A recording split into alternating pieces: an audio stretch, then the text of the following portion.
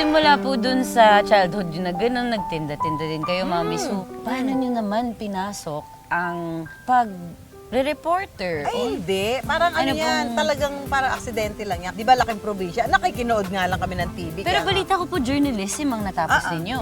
Pasok! Well, hindi kasi ganito yan. Ano po? Siyempre parang pag ang lagi nakatanim sa isip ko, ang sandata mo lang pag mahirap ka, ay makapagtapos ka ng pag-aaral. Degree. So sabi ko kahit anong course ang matapos ko. Tapos nung nag-enroll na ako sa Lyceum of the Philippines sa Opo. Intramuros, parang ang plano ko, marketing.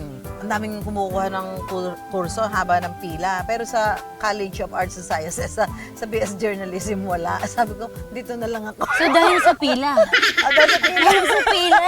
Sabi Uy, nga, sinadya ni Lord yun. Tignan nyo po yung career nyo. Pasok na Sabi nga, pasok. ang daming major subjects na, na kailangan ko na agad kuhanin. First year pa lang, sabi ko, mag-shift ako ng course. Maano ko lang itong first year, okay na ako. Pagdating ng second sem, lahat ng major subjects ko, hindi credited doon sa course na kukunin ko. So, Wala, para sa nanghinayang inyo sa'yo. talaga. Sabi ko, sayang naman yun. Ayun, binigyan nyo. Sabi niya, nung sinabing hindi makikredit, sige, tutuloy ko na lang to. Ayun ang nagpa-stay sa inyo. Kasi sayang yung panahon eh. So tayo sa practical, Doon kumbaga. sige na, yaman na.